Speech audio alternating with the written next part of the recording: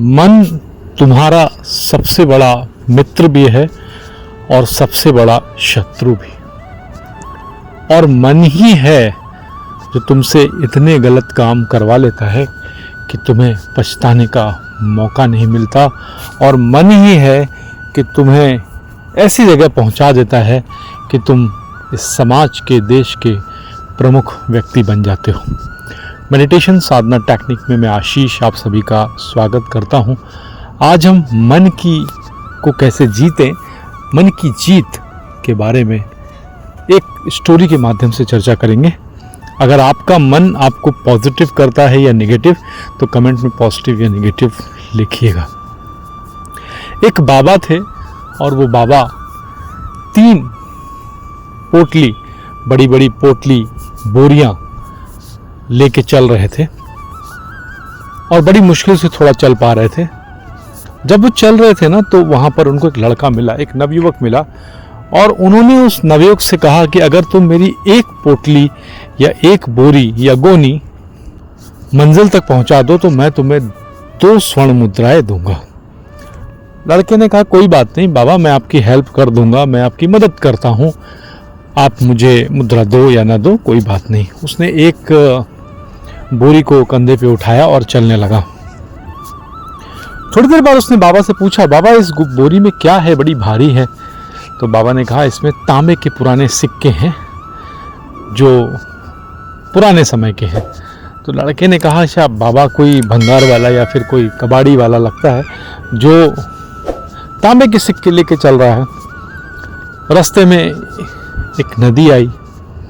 जब नदी आई तो बाबा ने कहा मैं बूढ़ा हो गया हूँ, मैं इतना बोझ नहीं उठा सकता, तुम ये दूसरी बोरी भी अपने सर पे रख लो और इससे नदी पार कर जाओ, मैं एक बोरी के साथ नदी पार कर लूँगा।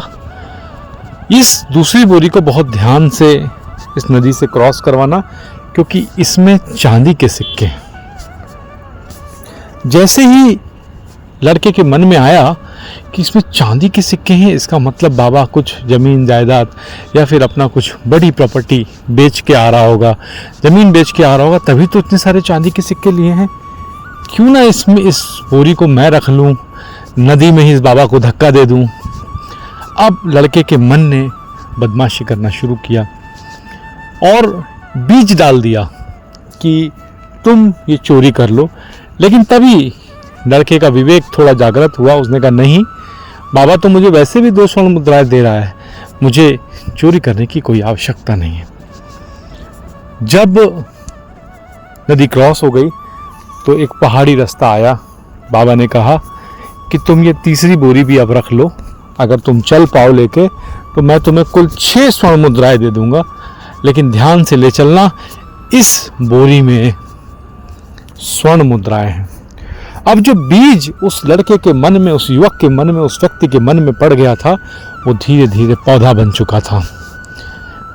3 बोरियों के कारण लड़का बहुत धीमे धीमे पहाड़ियों पे चल रहा था, लेकिन उसके मन में आ रहा था कि अगर ये 3 बोरियां मुझे मिल जाएं, ये स्वर्ण मुद्राएं, ये चंद्र मुद्राएं, ये चांदी की मुद्राएं मुझे मिल जाएं, तो मेरा जीवन बहुत अच्छा कट जाएगा। मेरी पुश्तों को भी काम करने की जरूरत नहीं मिले पड़ेगी और मैं बहुत आराम से जीवन को जी लूँगा। जैसे उसने देखा कि बाबा थोड़ा दूर है, उसके पैरों में एकदम से जान आ गई और वो एक जेट की तरह भागने लगा और बहुत तेज भागा। 2 बोरियां सर पे रख के, कंधे पे रख के तेजी से भाग रहा था, जिससे बाबा उसे पकड़ न ले। जंगल के रास्ते में छुप गया, एक रात काटी। उसके बाद वो 3 बोरियों को लेके अपने घर पहुंच गया। न जाने बाबा वो कहाँ छूट गया था और वो 3 बोरियों के साथ अपने घर पे था।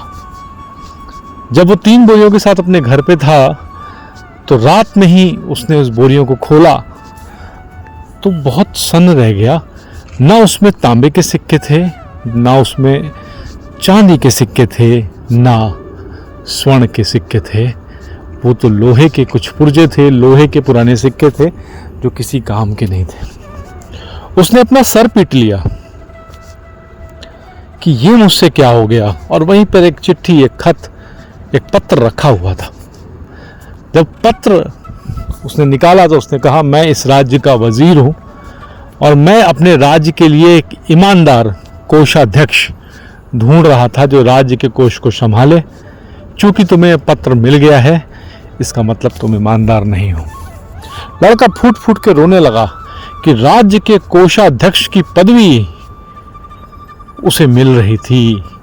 राज्य का कोषाध्यक्ष का इतना बड़ा पद उसे मिल सकता था, लेकिन उसके मन ने जो लालच जगा दिया, वो लालच के कारण वो उस पद को ना पा पाया। ऐसा ही होता है दोस्तों, हमारे मन में एक छोटा सा बीज आता है और जैसे ही हम उस बीज को लालच रूपी हवा पानी देते हैं, वो पेड़ बन जाता है। और एक बार वो पेड़ बन गया, फिर उसे काटा नहीं जा सकता, वो आपसे गलत कर्म करवा लेगा। ध्यान में भी ऐसा होता है, छोटे छोटे विचार बड़े हो जाते हैं और वो इतने बड़े हो जाते हैं कि आप बहुत परेशान हो जाते हैं। तो जैसे ही कोई भी नकारात्मक विचार, कोई भी नेगेटिव विचार, कोई भी गलत विचार आपके मन में आए, चाहे आप ध्यान में हो या फिर आप स्थूल रूप से हो, आप तुरंत उसे वहाँ शमन कर दीजिए और विवेक का सहारा लीजिए।